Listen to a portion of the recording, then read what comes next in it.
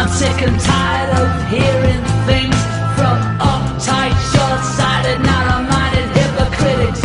All I want is the truth. Just give me some truth. I've had enough of reading things by neurotic, psychotic, big-headed politics. It's the 20th of April 2011 and I'm here with Bill Ryan from Project Avalon. And we're going to do an interview about his life and his goals and his vision for the planet. So Bill, can you tell me a little bit about your early years? A little bit about my early years. Okay. I'll give you the compressed version. I'm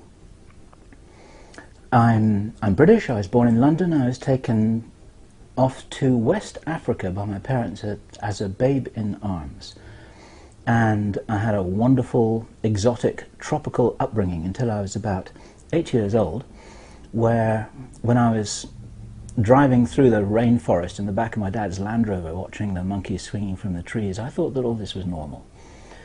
And that kind of spirit of adventure, the love of the great outdoors, the love of the forest, the love of the animals, the love of exotic places, and the love of Africa actually has never really left me since then. It was a very formative experience.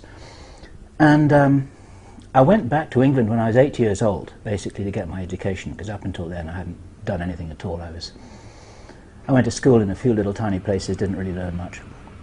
I used to read a lot, but I didn't actually receive any formal schooling. So my education started in England when I was 8 years old, and since then I've loved to return to Africa at every possible opportunity for any reason or no reason, and those of you who've been there may understand that. So, what else would you like to know? You need to guide me through here, otherwise I'll talk for hours about my childhood. Right. Well, I'm really interested in what age or who influenced you to look beyond what's rare, what people will consider to be real within the culture that we're living in, to look beyond and see the bigger picture. Okay. The simple answer to that is I don't know, but it's always been with me. I've always questioned things. I was always curious, even as a little boy, in interesting stories of the unexplained. I was very open-minded about all kinds of things. I remember when I was a little 5-year-old boy, I used to climb a tree in the garden in Ghana, in West Africa, and I used to pretend that this was my spaceship. And when I was 8 years old, this is a funny little story. When I was 8 years old, and I went to school in England, the teacher asked us all to write a story, and all the other little children were writing stories about their puppy dog or their day by the seaside, and young Bill Ryan, 8 years old, wanted to write about ghosts and flying saucers. And my teacher wouldn't let me. And so this was my first experience of the cover-up. It was quite interesting. I had no idea why I wanted to write about ghosts and flying saucers when I was 8 years old. I don't know what I knew. I probably didn't know anything, but I know that I was enthusiastic. I really wanted to write something. This little kid wanting to communicate to the world. And my teacher stopped me. Didn't stop my interest, though, because all throughout when I was 8, 9, 10, throughout my teenage years, I would devour books on the paranormal. I used to get them out of the library. I saved up my pocket money to read Eric von Daniken's Chariots of the Gods. Many of you watching this will maybe identify with that, if that was one of your first books, to really point at the fact that there's some very strange things that have happened on planet Earth that are just swept aside by the mainstream media. And certainly, by the time I was a young teenager, it was very obvious to me that we weren't being told the truth. And I was so curious, I wanted to know about everything. And I was, when I was about 14 or 15, I decided that I wanted to be an astrophysicist, because I figured out that the way to find out about life, the universe and everything, and why we're all here, and what's going on, and why is there anything happening anyway, was to look through a telescope and to figure out the basic principles of cosmology. I thought if you looked through a telescope and did a lot of math, then you can get all the answers. following on from Einstein and the quantum physicists and the great cosmologist and astrophysicist of the time. Fred Hoyle was a hero of mine, and so on and so forth. So that's how come I ended up studying math, and I went to university to study math, and then I realized when I was at university that what one has to do is you've got to turn the telescope around. This is a metaphor. You turn the telescope around, you don't look outside to get the answers, you look inside. Because as Cat Stevens sang, the answer lies within, not out there at the other end of a telescope. And so that then started my own journey, and this was something that will resonate with a lot of people watching this. That started my journey, which was a kind of personal development journey, a spiritual growth journey that that really led me to follow the string trail of who I was. Who is this being who I call I, who's looking out from my eyes into the universe, this viewpoint, this platform that absorbs information and looks out. Who is that? Where does it come from? What's the difference between me and all the other people who have the same experience looking out from their eyes? How did all of that happen? And what's the relationship between that and everything that we see out there in the cosmos when we look out through our telescope?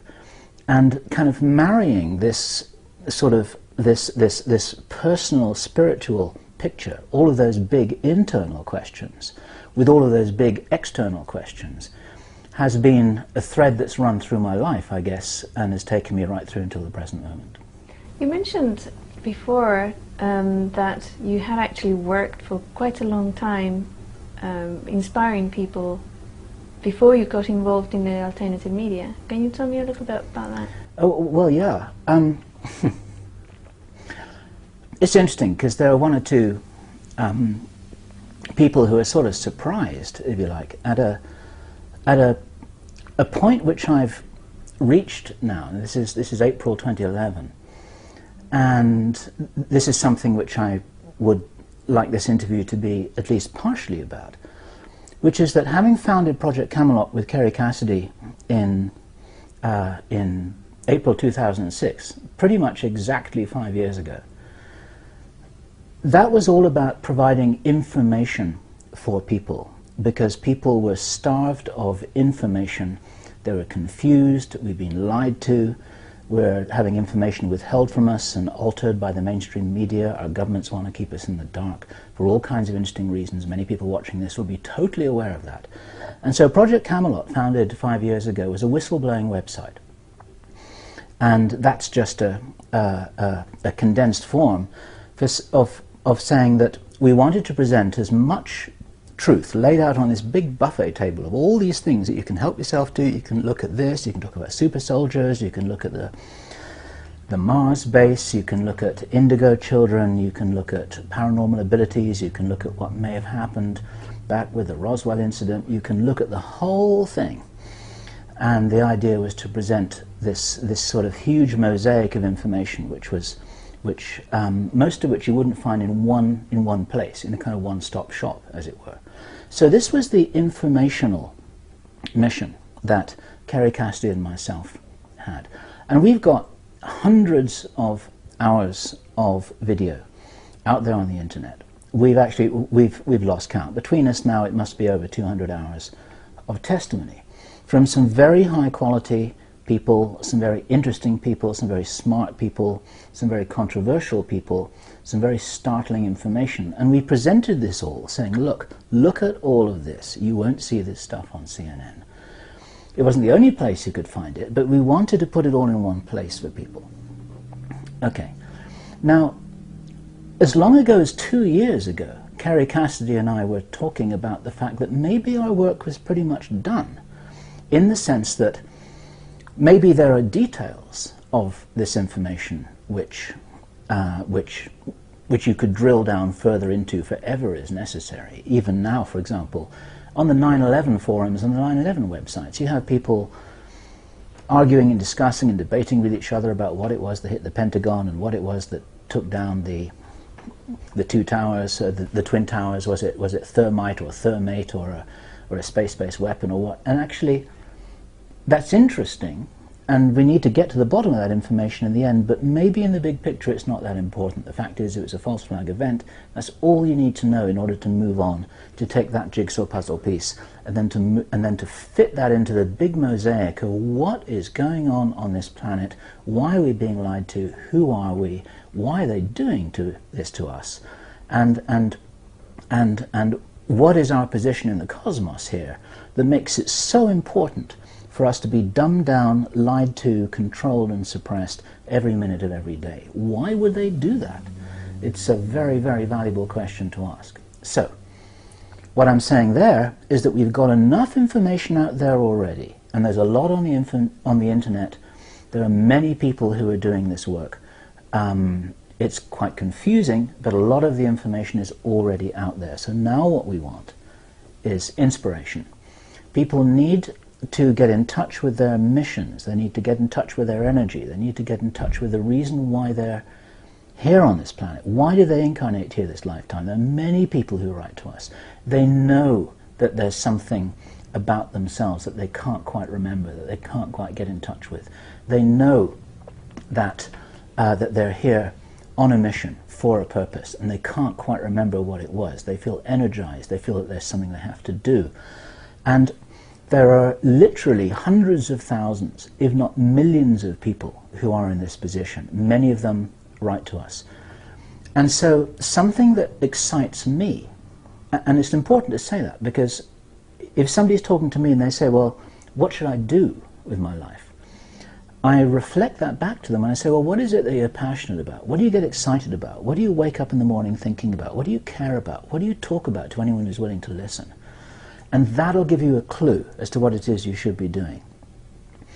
And what it is that excites me, and what it is that gets me up in the morning, and what it is that I want to talk about, what it is that I want to talk about now, is it's about what is it that we can do together, where we can get the synergy, we can extract the potential synergy of people working together, people inspiring each other, people working in teams and alliances and networks all over the world. We don't have billions of dollars, but we may have something else. We may have a lot of forces behind us. We may have a lot of benevolent forces behind us. We may have something that, for lack of any better word, you could call the human spirit, which, if it's properly harnessed, and when I say harnessed, I'm talking about the idea of a whole bunch of horses pulling a carriage harnessed together in the same direction. If this is harnessed, then we have a lot of power there. And one of the things that's going on in the alternative media, the alternative community, is that there's a lot of division, there's a lot of fragmentation, there are a lot of people who are pulling in different directions, not working as efficiently as they could do. I want to get people working together. I want to support that process. I want to energize and inspire individuals. And so that's where I am right now. Now, you asked me a few minutes ago about what it was that I was doing quite a long time ago, because some people are saying, well, how come Bill Ryan has changed his direction? Well, Bill Ryan hasn't changed his direction at all. Bill Ryan was doing this quite a long time ago, because I used to run team building, team development, personal development, executive training courses. It's all in a kind of big box of stuff that's closely related together. Back in the early 1980s, I started doing this work, and I was working with teams of managers and executives, and sometimes young people as well, in business and industry in the UK. But I wasn't wearing a suit and tie. I was operating very informally. This was working an opportunity to work with individuals, to help them become, for lack of a better word, to help them become better people, or to help them to become the people that they wanted to become, that they knew was inside them. It wasn't about fulfilling any corporate agenda, but it was about, at the end of a 5 or a 6 day program, if somebody went home at the end of that week and they became, or they realized that they were able to be a better husband, a better wife, a better mother, better father, better son, better daughter, better employer, better citizen, because there was something inside them that was operating to a much richer potential, what some people might these days, dare I say it, call a higher vibration. Then everybody wins. We weren't necessarily working to specific goals, but by supporting those individuals in really accessing their potential. And this is a kind of nod back to what in the 60s and 70s used to be called the human potential movement. It's a great name. I was really working at the tail end of that. I was surfing on that wave. I had a lot of personal experiences at that time that really that I really learnt an awful lot from, and I did everything I could do to pass this on.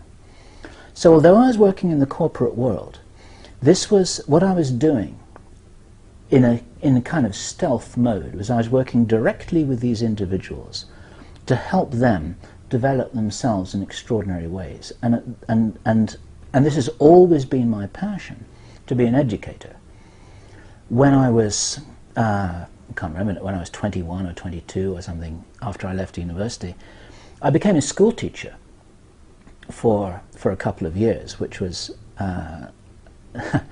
which didn't work out at all. I realized very quickly that I was an indirect bastion of the establishment, that what schools were there were just ways of institutionalizing and socializing children to be obedient and to conform and to think in certain regimented ways. Whatever schools might think, usually people who are successful in the education system are people who've learnt to behave in a certain way. They get rewarded for that, just like Pavlov's dogs, and then they're actually being groomed to go into mainstream society and do everything that mainstream society wants.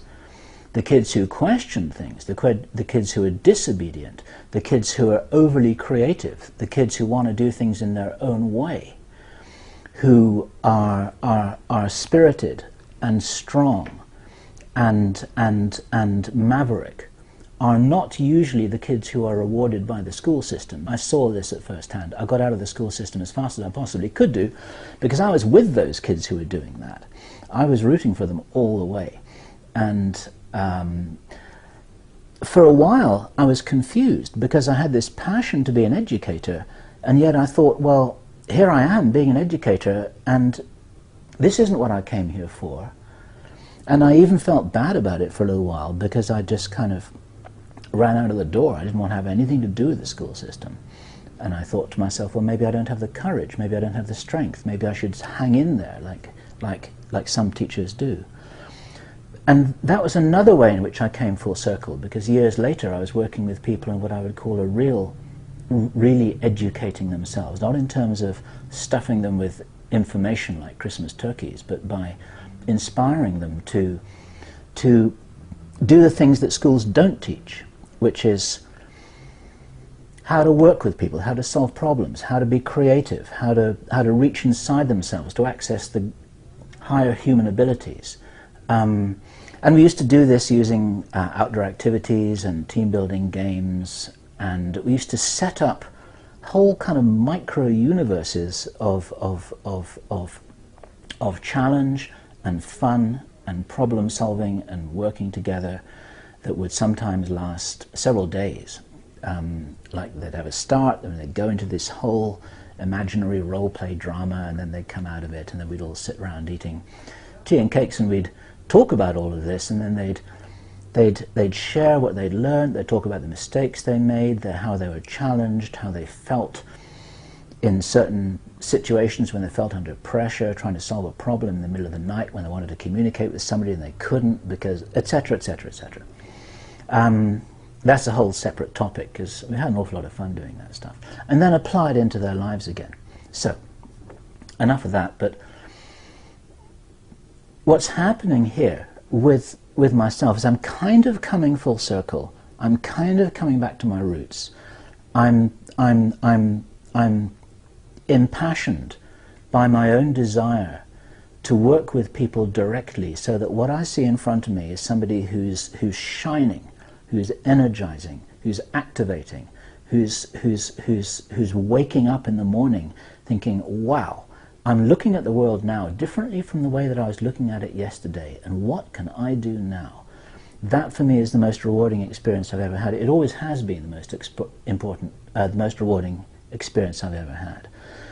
And so from the platform of having set up Project Camelot and then Project Avalon, which were basically whistleblowing websites, now it's about what do we do now? What do we do now that we've known? Now that we know we're being lied to, now that we know what's really going on, now that we know a little bit about who we are, now that we know a little bit about the real history of planet Earth, now what do we do? Or are we just going to sit back like consumers and kind of watch all this on the internet like some alternative television? That's not the answer. We have to engage in the world, do stuff, fix it, be the change we want to see in the world, and confront absolutely everything that we have done, because we have trashed this beautiful planet. We've trashed this place. It's going to take a while to fix it up. It's going to take 2 or 3 generations to repair all the damage. It's repairable. And one of my passions, if there's one thing that I would like to see over the next 30, 40, 50 years, if I'm in a position to see it from wherever I am, I want to see this being repaired. This planet is worth it, and the human race is worth it. That's my message.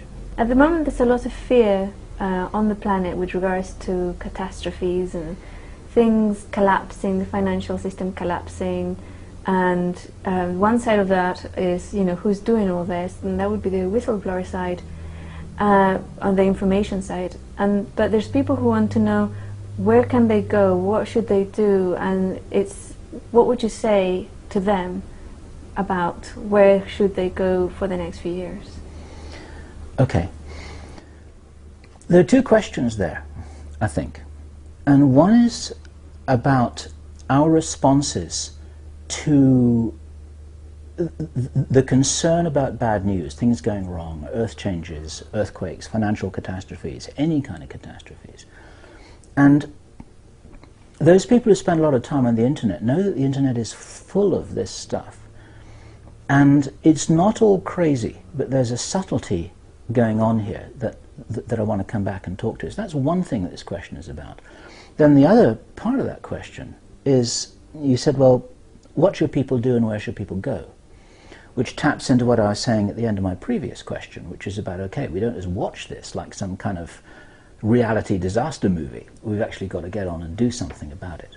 Okay. The first part of that question is that anyone who's watching this now knows that there are predictions, there are warnings, there are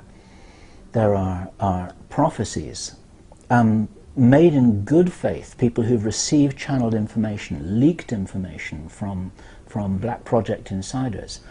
We've received this information ourselves, saying, you know, that this might happen and that might happen and this might happen on a certain date and we've all got to be careful. And actually, at the moment, in April 2011, you know what? Everything's kind of all right. It's sort of all right. Now, I'm not minimizing some of the things that have really hit a lot of people very hard, like the earthquake in Japan, like other disasters that have happened elsewhere in the world. I'm not being silly about this, but I'm kind of saying, you know, that the Earth hasn't split in 2 yet. You know, we haven't got people shooting out. We haven't got gangs roaming the streets in downtown New York, killing each other for food, because all the supermarkets are closed and we've got global famine or something. You know, we aren't in that position, and there's an interesting phenomenon here, because many of you watching this may be aware of a very interesting thing that happened, which was publicized by Kerry and myself and Project Camelot in October 2008. And we were in Australia at the time attending the Nexus conference. and we got a call from Dr. Bill Deagle early that morning. And Dr. Bill Deagle is an interesting man. I count him as a friend. He's very smart. He's very aware. He's very sensitive, and he's very courageous. And he called us, having lived through a night of visions, as he described it. They weren't dreams. He was experiencing a reality which he was observing, that he described as an American city being the victim of an atomic blast or an atomic attack of some kind. And he was so shocked by this that he could barely speak. He was almost in tears. This is a brave, tough guy who's seen a lot of stuff, and he could barely handle what it was that he lived through that night. And of course, he wanted to get this information out about what he'd experienced, because he felt that he had a duty to warn people in some way. Now, as we all know, that hasn't manifested. And then some people come back to Dr. Bill and they say, well, you know, he's crazy, he's delusional, he's hallucinating, he can't be relied upon as a source of information because, look, he's saying all this stuff and it never happened, we better ignore him. And that may not be fair, because when people write to me and they cite this example and they say, well, that didn't happen, so what do you got to say? You know, kind of, and some people say that in an accusing way, like we're spreading fear in some way just by reporting this experience that Dr. Bill Deagle had. And my reply is that how do we know that this hasn't happened on another timeline? It feels to me that that did happen, but rather like if you got several different ways of traveling to a city which is your destination. You can go on several different freeways to get there. And there's a big pile-up of cars. There's a huge accident on one of the freeways. But you're on the other one, so you don't experience that. You hear about that on the news later. After you've reached your destination, you realize what happened on the other freeway, which you didn't go on.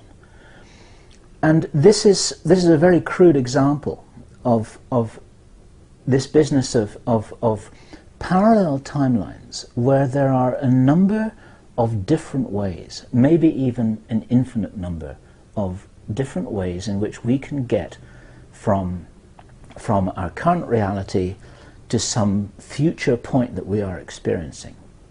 They may even diverge and then come together again. You can imagine this as a kind of flow diagram of alternatives.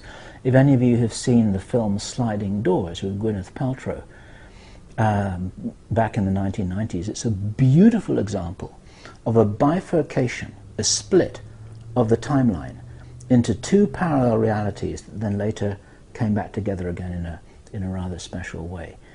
It might well be that this is exactly how the universe is constructed. The universe has got plenty of room for all of this stuff to happen in.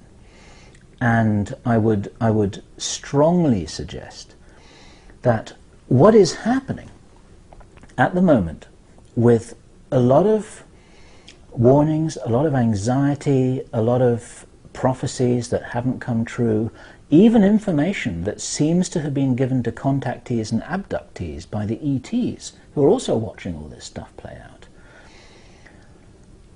If this doesn't happen or hasn't happened, what it means is it means that we have somehow been smart enough to get ourselves, and this is the eye that is looking at this video from your viewpoint, through your eyes, looking at the whole world.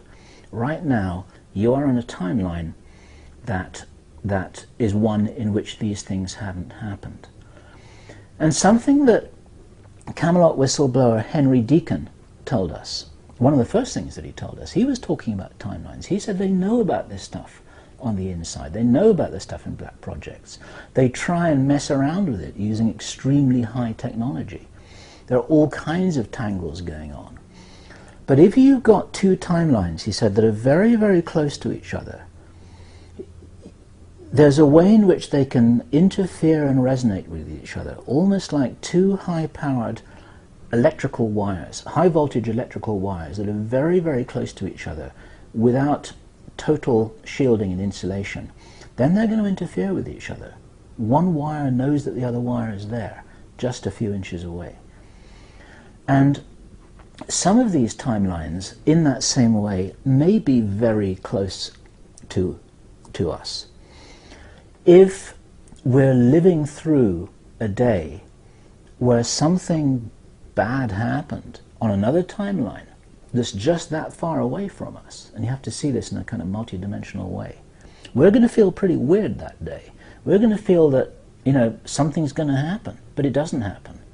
And then maybe at the end of the day we think, well, I kind of feel that something happened, but nothing happened.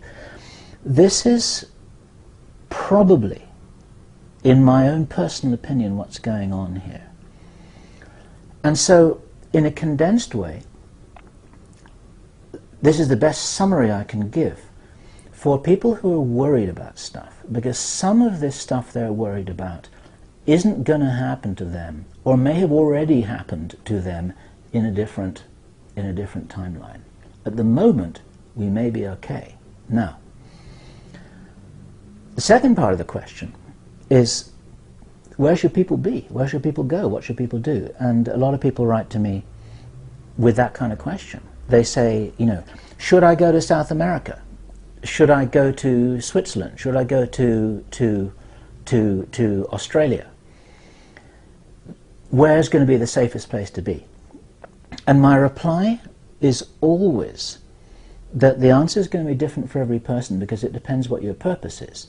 And this taps back directly into what I was saying a few minutes ago, that this is the most important question that you can answer for yourself, is what should you be doing? What is it that fuels your passion, gets you excited, makes you feel on the edge of your seat that you should really be doing something right now?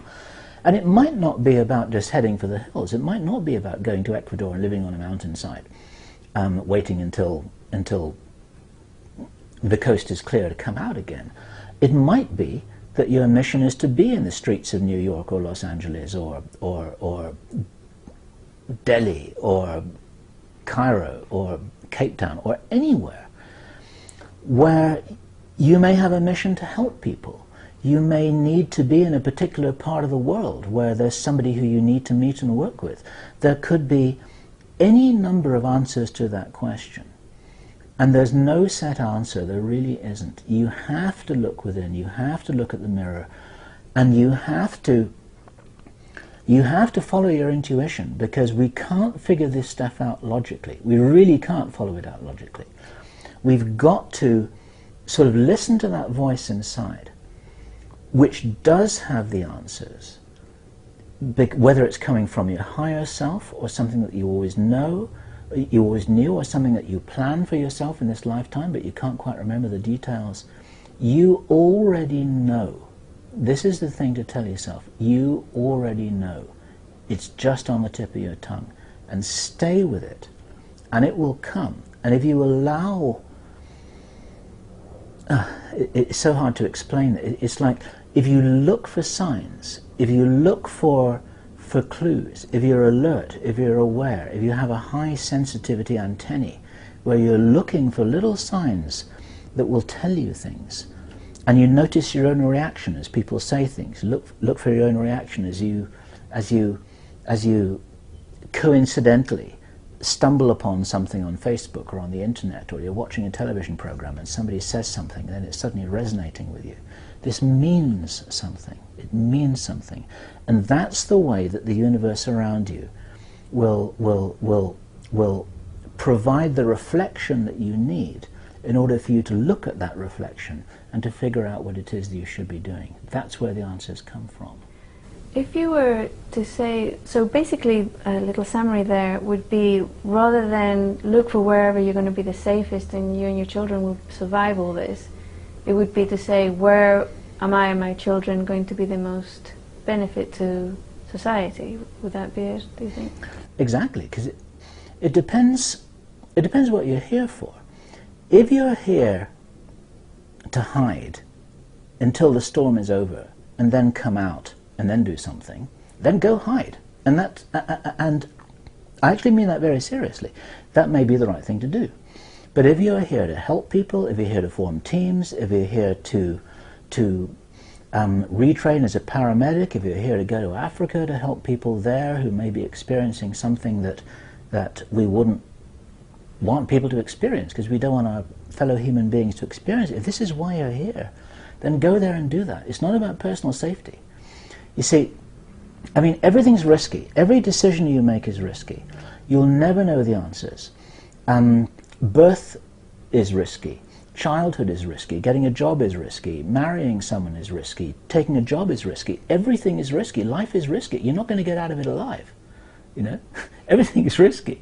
So do what you came here for. You're not going to get out of here alive, so do the best job you possibly can do during that time and do the right thing.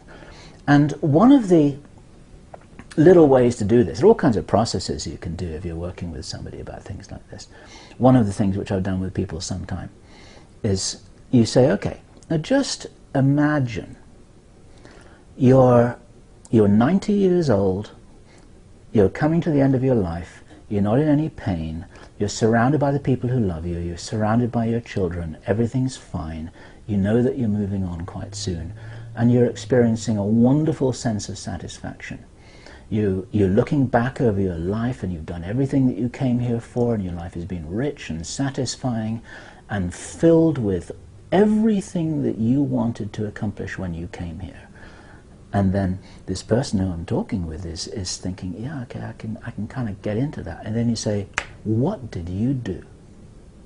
And the answer to that question is whatever it is that you should be doing now, because you're not there yet. Right. What would be, do you have an idea of what the big picture is of why all these things are happening right now on the planet? Yeah. This is the subject of a much longer conversation. In order for the human race to be lied to be controlled, to be dumbed down, to be deprived of our abilities, for our children to be doped up with toxins in their food and their drink, for them to put fluoride in the water that the Nazis used to subdue the prisoners that they had, for us to be hypnotized by mind-numbing reality shows on television, and for people to be corralled and stupefied and taught in our schools that spiritual abilities don't exist, that we're all animated hunks of meat, that reincarnation is a fantasy, and that everything that happened here is a sort of neo-Darwinist accident. It's like, for the people to put that net in place upon our potential, they must be very afraid of us. They must be very afraid. It's like, in order to apply that much of a knockout cocktail of drugs to a bunch of people, they must be very afraid of what those people would do if they were really allowed to prosper. And once again, this goes back to what it is that I feel so animated about, because this needs to be countered, not countered by fighting it. I'm not talking about taking your pitchforks on the streets. This isn't going to work. Those guys have got billions of dollars, advanced weaponry, and control of the media. You're not going to be able to do it with force. But you can do it in a different way. You can do it by accessing your potential as an infinite, extraordinary, wonderful, beautiful, inspired, transcendent being. That is who we are, occupying these limited little bodies that are here for just a brief candle flame of existence. You know, we are so powerful. What could those magnificent godlike beings do if they all worked together in harness to realize their full potential? There's somebody here, there's some people here on planet Earth, and probably, very probably, elsewhere, who are handling and controlling and manipulating the controllers on planet Earth, who do not want that potential to manifest. They don't want you to be who you are. and asking yourself why, it's a wonderful question. Why? Because of who you could be, what you could do, because of the magnificence that you are. What could this planet be? What could the human race be? What could we all do together? We don't even know the answers to those questions, but we're not being permitted to try. We're not even being permitted to think about it. And so that's the place to go. If there's something we're not being permitted to do, if there's something we're not being permitted to think about, if there's something we're not being permitted to experience, it must be worth thinking about, experiencing, and doing. It must be. Why do you think that they're doing that? What are they afraid of? Why are they afraid of it? Or do they have some sort of agenda or profit from having us dumbed down?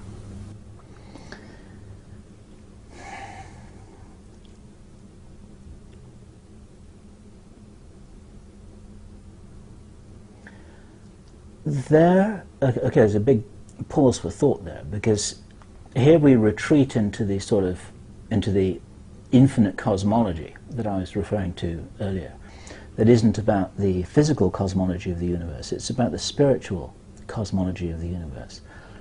There is a contest, a game, and when that gets pointed it feels like a battle going on between good and evil. It is just a game. As I said in my Freedom Central interview, which I did 18 months ago, it's a paradox. It is a game.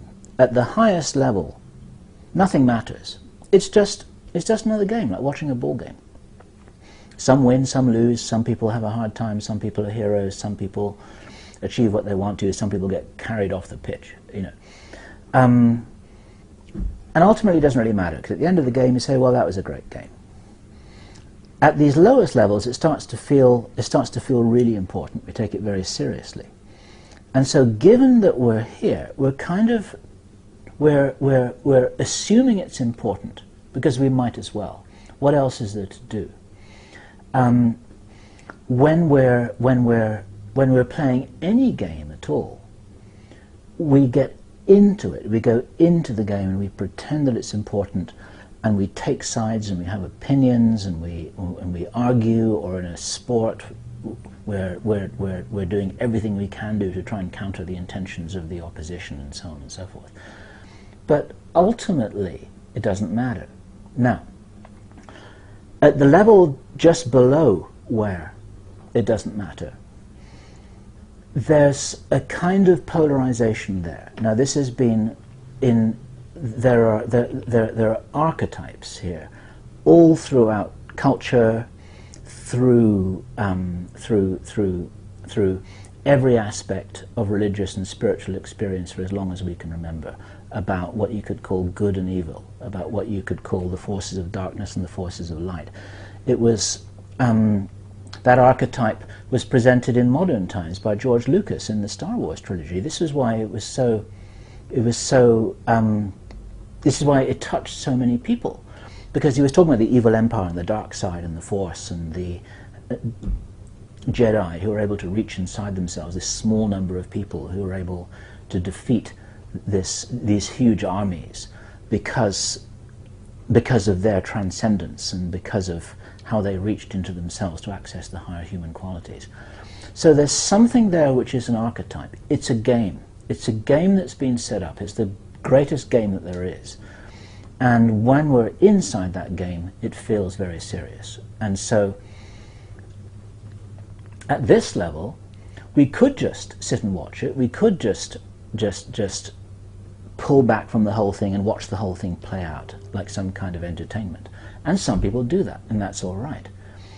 But if you feel that you have something to do, if you feel that you need to take action, if you feel that you need to engage with this, then it means that you're not a spectator. It means that you're a player. And if you're a player on this field, then this is really what I'm talking to. So my passion is coming from this provisional viewpoint that I've kind of created for myself, that it's important. I'm saying, let's pretend this is important. And if this is important, and we're in this game, then here are the opponents, this is what's at stake, this is what we can do, this is how we can work together, here's the plays we can make, and let's go and let's do it. On a different level, And there really are people who do this. They pull back from the whole thing and they watch everything from a kind of metaphorical cloud, and then they say, well, actually, it's all cool. It's all cool, whatever happens, it doesn't really matter. It doesn't matter whether the human race destroys itself, it doesn't matter whether the planet blows up, it doesn't matter who wins. And that's true as well. It's a paradox. So you mentioned that people are being dumbed down with drugs and with the stimuli of programs and all these things, and their bodies are being poisoned to keep them at a very sleepy mode. What would you think would happen if a person or a group of people removed all those shackles? What would they be able to do you think? That's a great question, isn't it? I mean, the snappy answer is to say, I mean the clever answer is to say, well, it has to be worthwhile finding out, you know. Give yourself the chance. What can you do? What could you do? But the way that I present this to somebody is to say that to live the life to the maximum of your potential, it may not be easy, but it's going to be worth it. And you only know if it's worth it if you try. And you may as well try, because what else are you going to do? Unless you're going to be a consumer and a spectator. You may as well try. And there are various ways in which one can work on this. And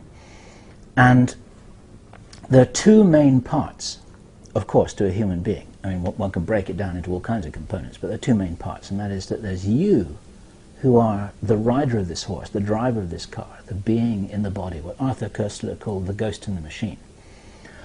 And there's the body itself. And the body has its own intelligence, it has its own agenda, it has its own mechanics, it's largely a physical object. Not entirely a physical object, but that's a different question. And there are a lot of things that one can do to optimize the body, and optimizing the body will help the being who is in the body operate at the greatest potential. A simple analogy: it doesn't matter whether you're. It doesn't matter how good a driver you are. You could be Michael Schumacher, you could be Sterling Moss for old timers. But if you're in an old banger with a clapped out engine and the car doesn't work properly, it doesn't matter how good a driver you are, you'll never be able to go anywhere with it. Okay. So you have to have a good vehicle, and your body is your vehicle. And so my advice to any friend that I have is, don't do drugs.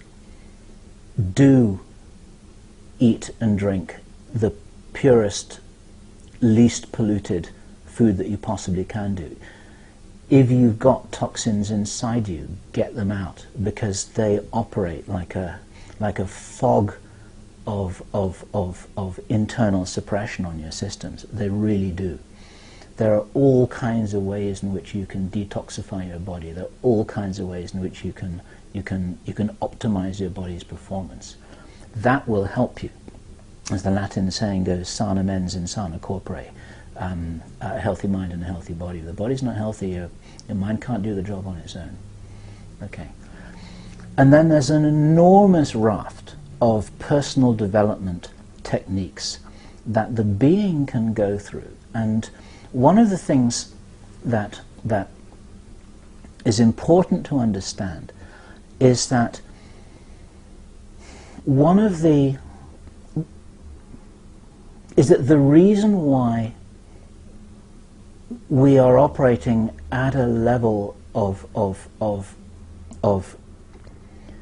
debilitation, less than our full ability, we can't do a lot of the things that spiritual beings can do as human beings. We're kind of limping around in these shackles of amnesia and so-called paranormal abilities, they're not paranormal, they're normal.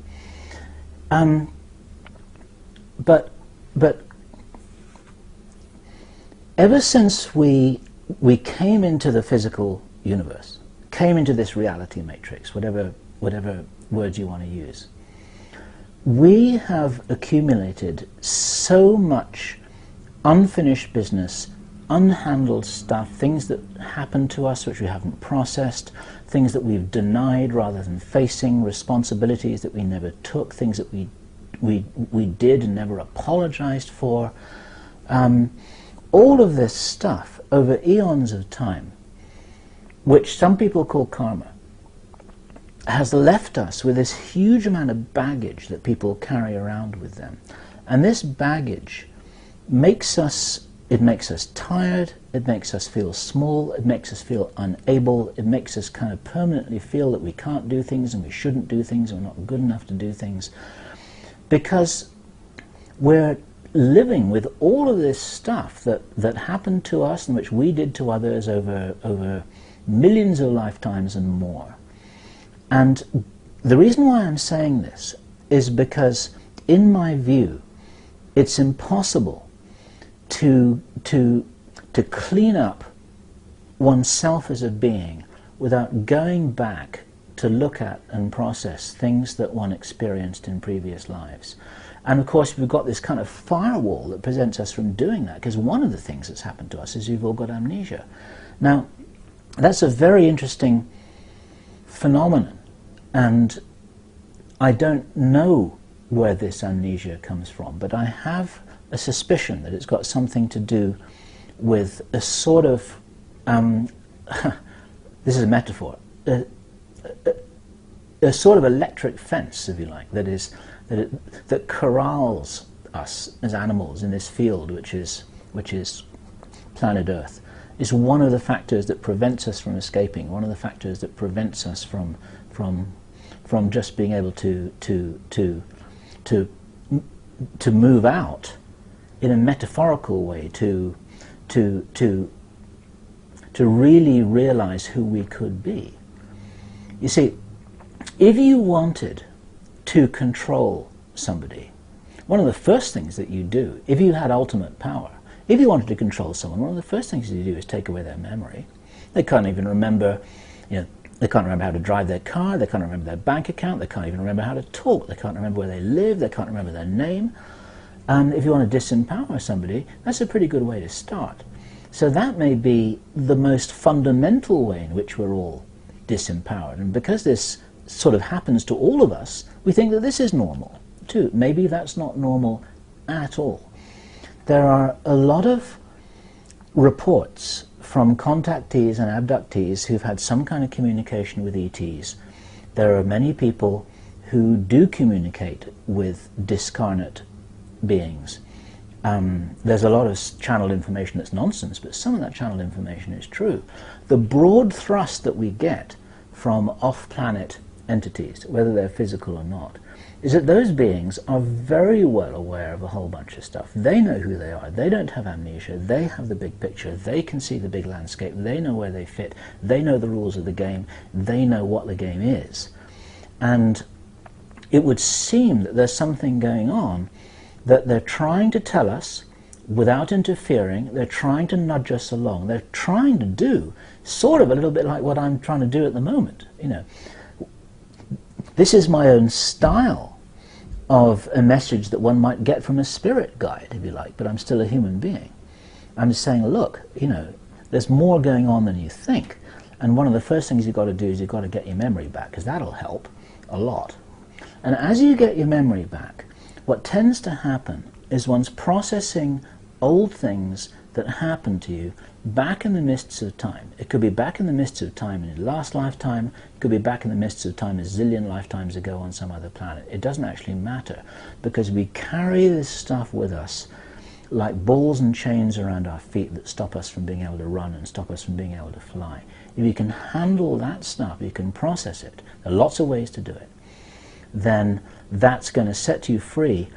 And it's not a process of, in my view, let me say, it's not a process of evolution.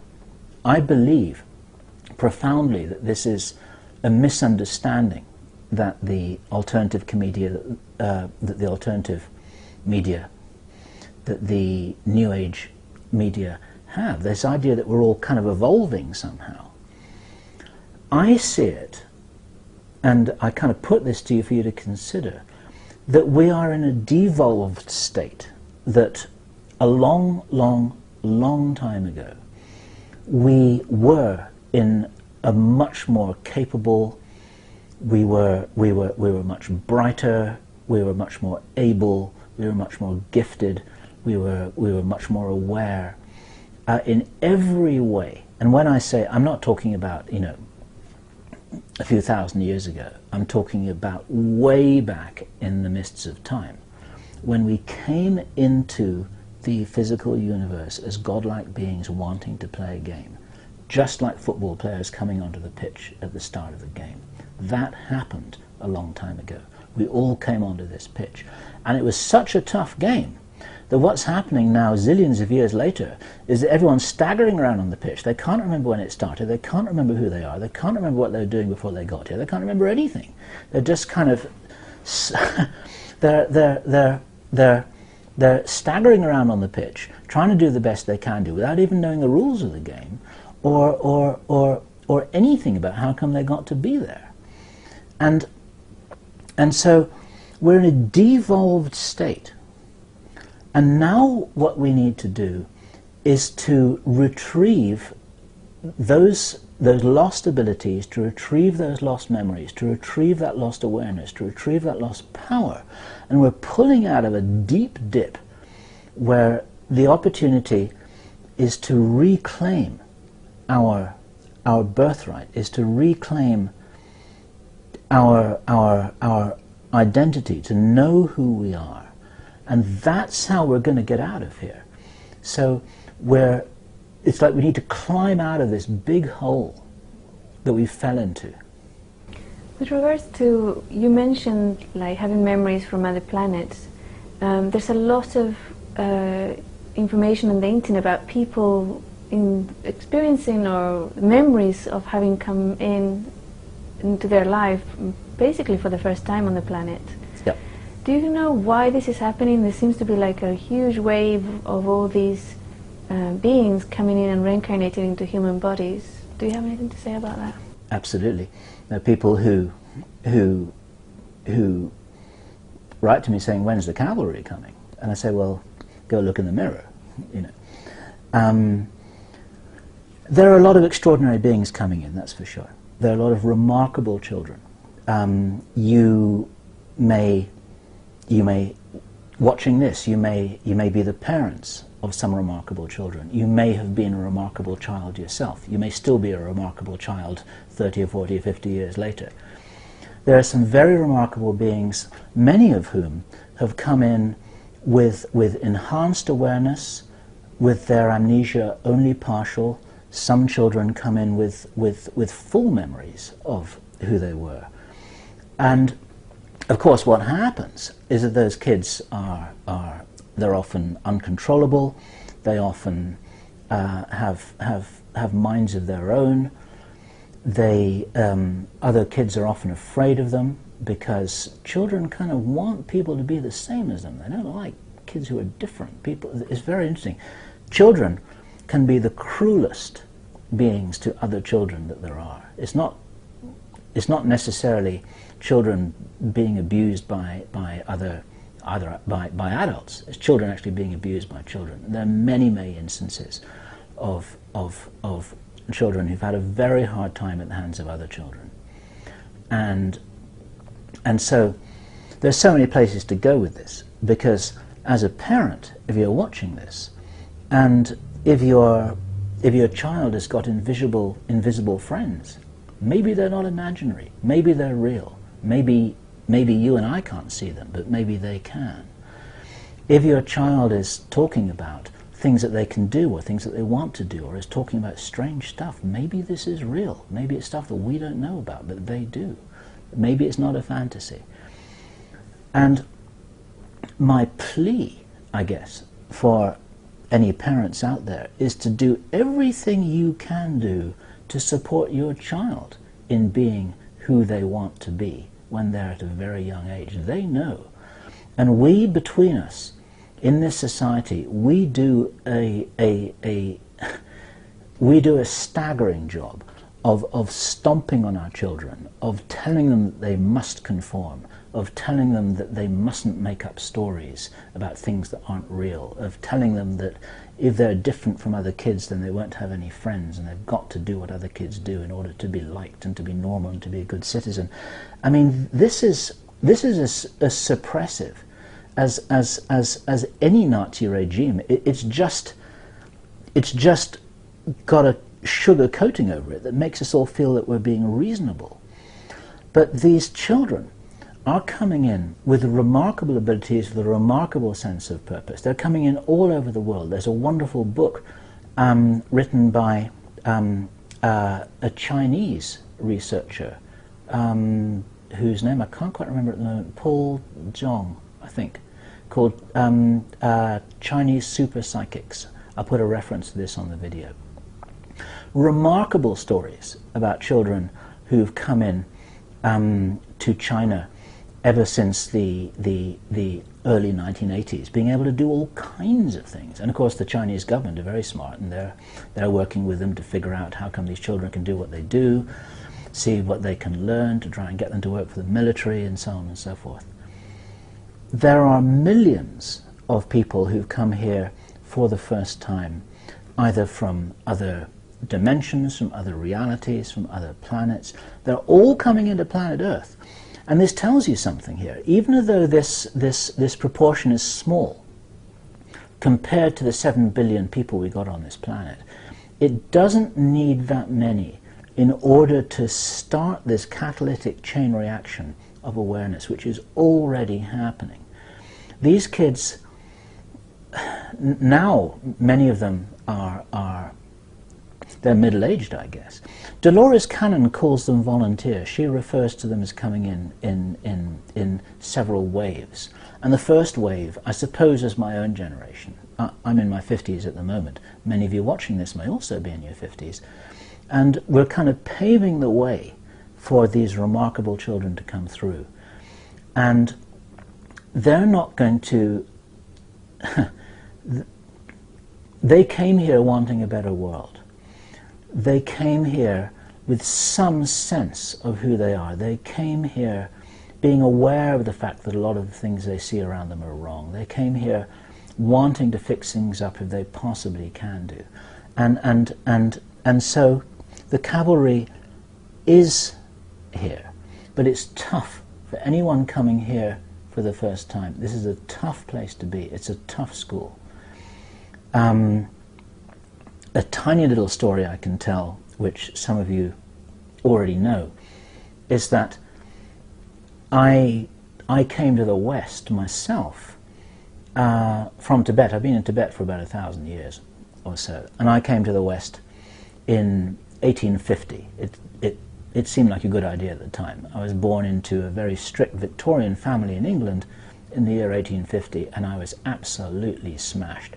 Nothing I'd done in that previous 1,000 years had equipped me for what happened to me in that Victorian family in 1850, and that life was a disaster. I've been picking myself up since then. I've been recovering my memories, I've been recovering my abilities, I've been handling what happened in that lifetime. It's only a tiny moment of time in the past. Looking back, that was a tough life, and it was a complete failure. Looking back, it was like, it's just like having a bad day last week. These things are ephemeral. They do kind of pass. But the reason why I'm just sharing that personal story is that it can be very hard for people coming here for the first time, because this is a tough place to be. It's a tough place to hang out. And one of the things that happens, this is just another way of reframing what it was that I was saying earlier. David Icke talks about this a lot.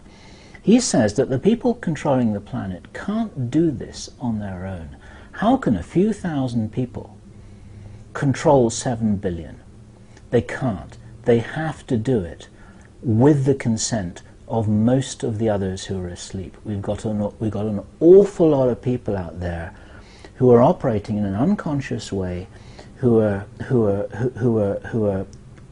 representing this message that you've got to do things in a certain way, that this is what's normal, that this is what's required of you, that they're going to frown on you or disapprove of you, or even if you happen to be in law enforcement, they're going to lock you up if you do this, that or the other. Not because they're evil, but because there's a cycle of abuse going on, and they're actually the long arm of the controllers. But the people who are actually who are spearheading this are a relatively small number. And the point that David Icke makes totally correctly, in my view, is that they can't do this without the compliance of a lot of people who are actually operating on their behalf. So basically they're keeping the masses asleep and then influencing their agreement, right? Would that be? Absolutely right. Right. Absolutely right. I'm interested in a little bit about the view of David Icke's behind who are the rulers of the planet, and also some other information that you've received. What do you think makes them so able to do it? I mean, are they people who haven't forgotten, who do have their abilities? What's going on there? Good question. Or reptilians? Or pure humans? Great question.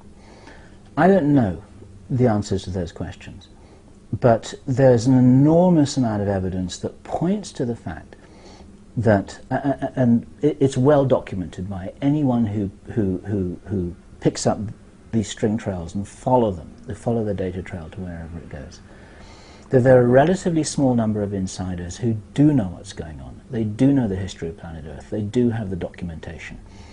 They do have the esoteric knowledge. They have esoteric knowledge that is directly connected to being able to liberate those suppressed abilities and use them to evil ends. It's called black magic. There is such a thing as magic. This isn't just fanciful Harry Potter nonsense.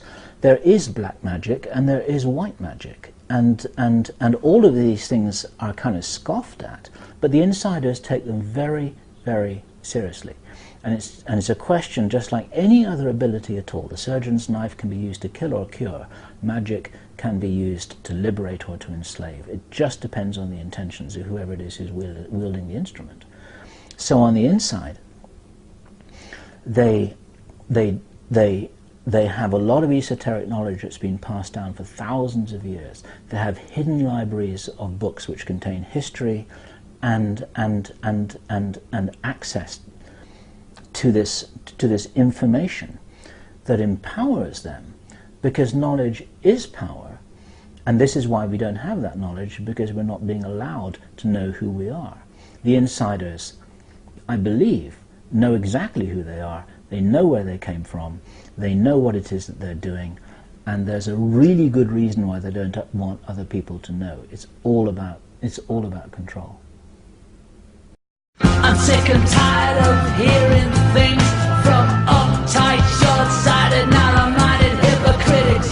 All I want is the truth. Just give me some truth. I've had enough of reading things by neurotic, psychotic, big-headed... What else would you like to know? You need to guide me through here, otherwise I'll talk for hours about my childhood. Right.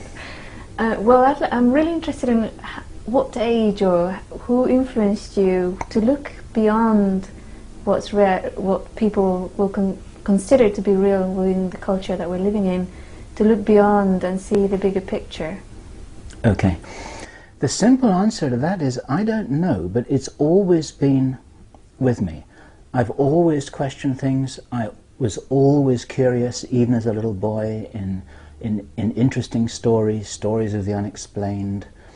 I was very open-minded about all kinds of things. I remember when I was a little 5-year-old boy, I used to climb a tree in the garden in Ghana in West Africa, and I used to pretend that this was my spaceship. And when I was 8 years old, this is a funny little story, when I was 8 years old, and I went to school in England, the teacher asked us all to write a story. and all the other little children were writing stories about their puppy dog or their day by the seaside, and young Bill Ryan, 8 years old, wanted to write about ghosts and flying saucers. And my teacher wouldn't let me.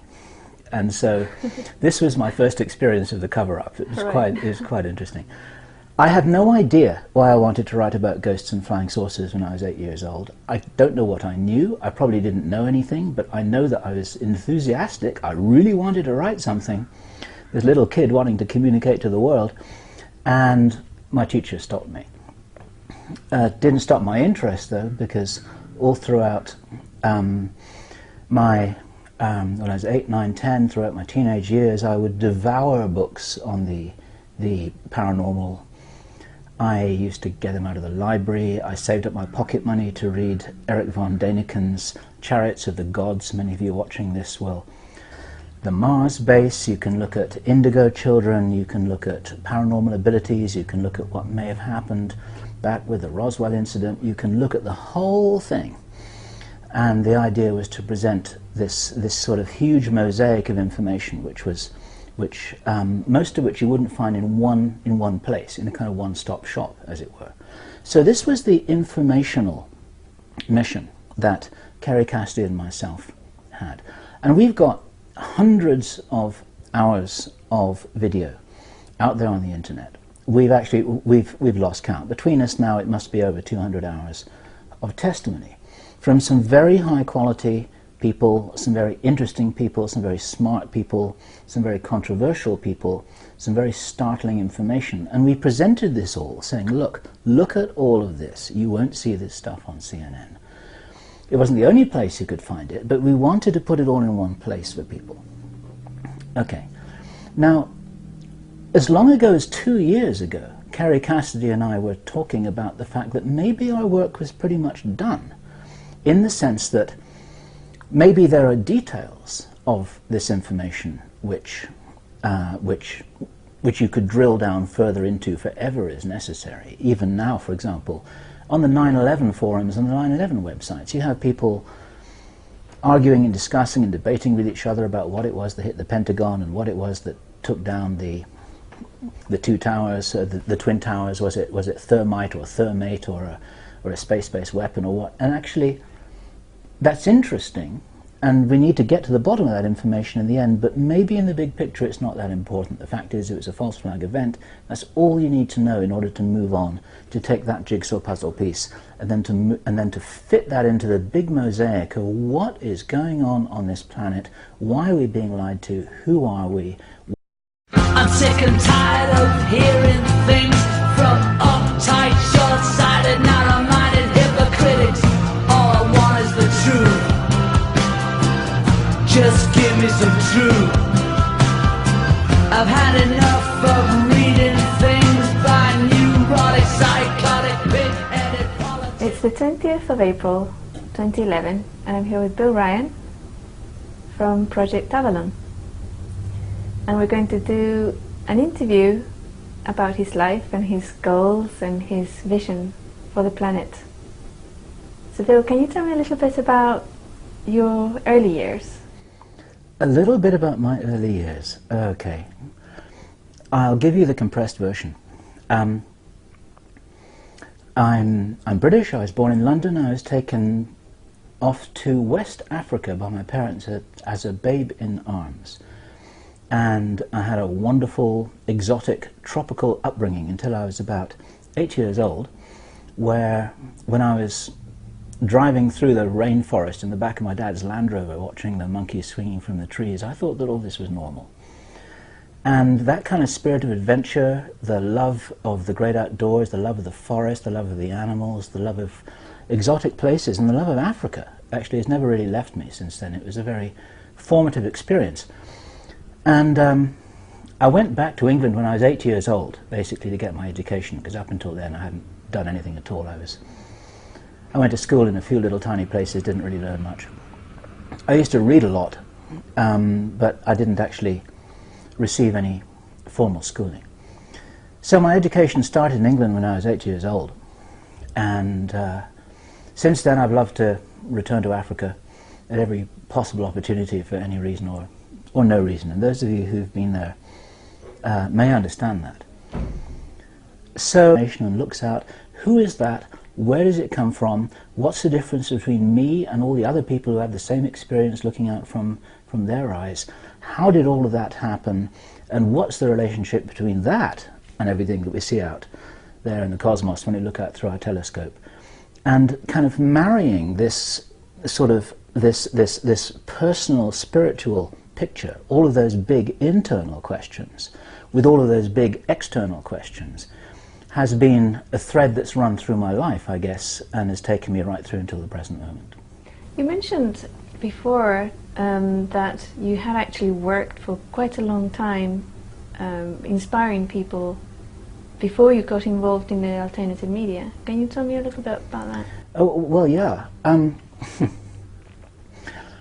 It's interesting because there are one or two people who are sort of surprised, if you like, at a point which I've reached now. This is April 2011, and this is something which I would like this interview to be at least partially about, which is that having founded Project Camelot with Kerry Cassidy in April 2006, pretty much exactly 5 years ago, that was all about providing information for people, because people were starved of information. They were confused, we've been lied to, we're having information withheld from us and altered by the mainstream media. Our governments want to keep us in the dark for all kinds of interesting reasons. Many people watching this will be totally aware of that. And so Project Camelot, founded 5 years ago, was a whistleblowing website. And that's just a condensed form of saying that we wanted to present as much truth laid out on this big buffet table of all these things that you can help yourself to. You can look at this, you can talk about super soldiers, you can look at maybe identify with that if that was one of your first books, to really point at the fact that there's some very strange things that have happened on planet Earth that are just swept aside by the mainstream media. And certainly by the time I was a young teenager, it was very obvious to me that we weren't being told the truth. And I was so curious, I wanted to know about everything. And I was, when I was about 14 or 15, I decided that I wanted to be an astrophysicist, because I figured out that the way to find out about life, the universe and everything, and why we're all here and what's going on and why is there anything happening anyway, was to look through a telescope and to figure out the basic principles of cosmology. I thought if you look through a telescope and did a lot of math, then you can get all the answers, following on from Einstein and the quantum physicists and the great cosmologists and astrophysicists of the time. Fred Hoyle was a hero of mine, and so on and so forth. So that's how come I ended up studying math, and I went to university to study math, and then I realized when I was at university that what one has to do is you've got to turn the telescope around. This is a metaphor. You turn the telescope around, you don't look outside to get the answers, you look inside. Because as Cat Stevens sang, the answer lies within, not out there at the other end of a telescope. And so that then started my own journey, and this was something that will resonate with a lot of people watching this. That started my journey, which was a kind of personal development journey, a spiritual growth journey that that really led me to follow the string trail of who I was. Who is this being who I call I, who's looking out from my eyes into the universe, this viewpoint, this platform that absorbs information